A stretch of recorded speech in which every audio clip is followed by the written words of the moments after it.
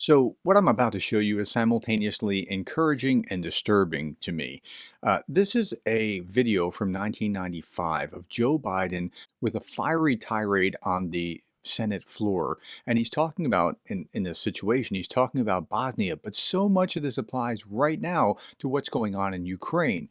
And we just have to extrapolate that from then to now and say, what happened?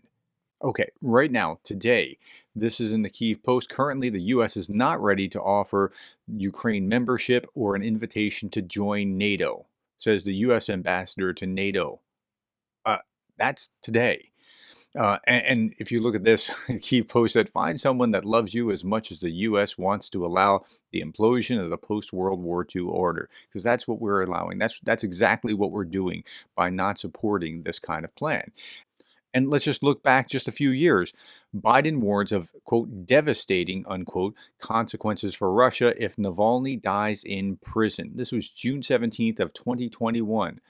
Jane Kiev's comments again, and nothing happened again. Why wouldn't Putin seek to conquer the planet now?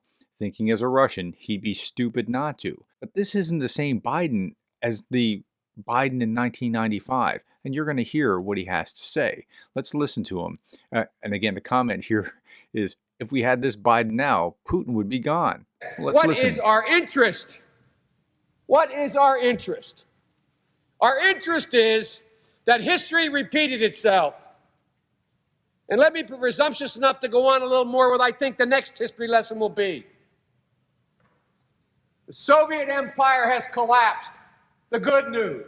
The bad news is all the ethnic hatreds, all the ethnic fighting, all the atrocities that occurred 100 years ago and 40 years ago are now uncovered again.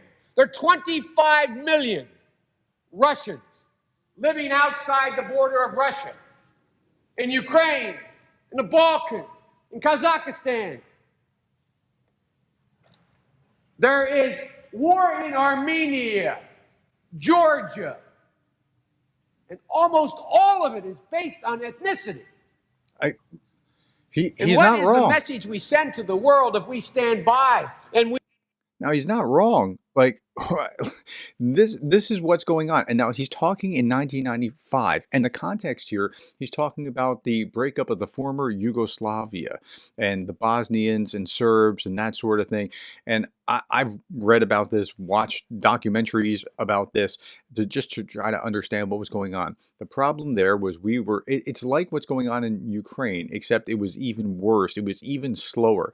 We were too slow to do anything to break it up, stop the fighting, and keep combating factions apart. We didn't know what we should do, and we were too cautious. Okay, back to what he's talking about here in context in Bosnia. The Dayton Accords had just been signed, and yet the Serbs are still attacking Bosnians. we say we'll let it continue to happen here in this place, but it is not in our interest. We don't fear that it will spread. I'm not here to tell you if we don't act, it will spread tomorrow and cause a war in Europe or next year. But I'm here to tell you within the decade, it will cause a spread of war and a cancer and the collapse of the Western Alliance. 1995, and a decade would have been '05, and you hadn't really seen it. But by 2015, Russia was inside Ukraine in Crimea and Donbass. And then in 2022, you know what happened there. What's so important about the Western Alliance? NATO for NATO's sake, so we can beat our breast? What I'm about to say is going to cause me great difficulty if I'm reelected and come back here as the ranking member or chairman of the Foreign Relations Committee. But Europe cannot stay united without the United States. There is no moral center in Europe. When in the last 2 centuries had the French or the British or the Germans or the Belgians or the Italians moved in a way to unify that continent, to stand up to this kind of genocide? Okay, so what you're seeing here is Biden is revealing that he really is pro-NATO and pro-America in NATO. This is the opposite of where Trump is. Trump tends to have an isolationist stance, but you see this coming out in Technicolor. Now, why is Biden like this here when we're talking about in dealing with Serbia and Bosnia, but he's not like this with Russia? Serbia and Bosnia are not nuclear powers, and that's part of it. He also has an allergic reaction to nuclear deterrence from the Russians. When have they done it? The only reason anything is happening now is because the United States of America finally is understanding her role. So we do have a national interest. Now, to that, what he was just talking about, the United States of America finally doing that, because the NATO was really slow on the stick. The Europeans didn't know what to do. Finally, the U.S. was involved and started trying to separate parties, and we got the Dayton Accords. President Clinton had intervened and had the Dayton Accords, and even after the Dayton Accords, which is when he's talking, there were still some problems going on. But he's talking during the Clinton administration here, and this is the context. Our national interest goes well beyond the genocide that will spread like a cancer. And I will not take the time, because others wish to speak, to explain what the rest of it is, but I do in my longer statement I put in the record. But there's a second question, it seems to me.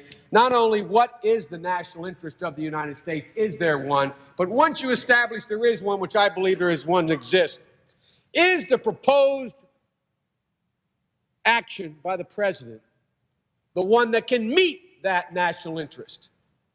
And I'd respectfully suggest this is not the best one.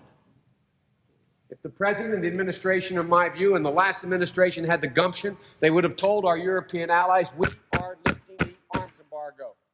This is not a Vietnamization program. The Vietnamese in South Vietnam weren't sure where they wanted to be, north or south. That's why he's lifting the arms embargo. Where is this Joe Biden? But again, you're dealing with a different situation where you're not dealing with a nuclear-powered, a nuclear-armed Russia. You're dealing with Serbia and Bosnia. Now, it's also interesting to my mind that Serbia, who's doing the oppression of the Bosnians here in this scenario at this time, what Biden's talking about, is really cozy with Russia, but they didn't have nuclear weapons. So he can be fiery here, but I don't know, 25 years later, what happened, Joe? 30 years later, come on. And while his rhetoric has been that we're going to be right behind you, Ukraine, he's asking to lift weapons restrictions here, but he's holding up the weapons restrictions right now. Different circumstances, different Biden. Tell me what you think about this. Thank you for your time. Thank you for the likes, the shares, the subscribes, and thank you for being the kind of person that cares about Ukraine.